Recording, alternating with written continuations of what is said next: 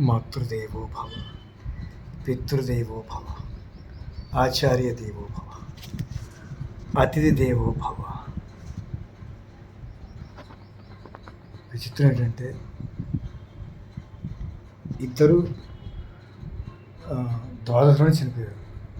ద్వాదశ తిథి నాడు మా నాన్నగారు శుక్ల ద్వాదశి, మా అమ్మగారు శుద్ధ ద్వాదశి, అంటే పౌర్ణమి రోజు వచ్చే ద్వాదశి.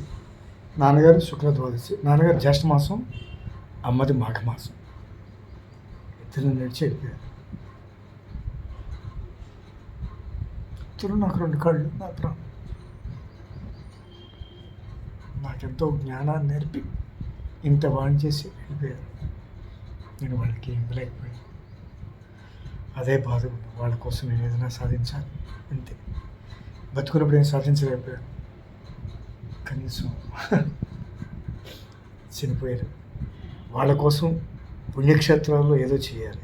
ఏ తప్ప. జై శ్రీమన్నారాయణ. అమ్మా నాన్నకి మంగళం. ఇంకే మంగళం.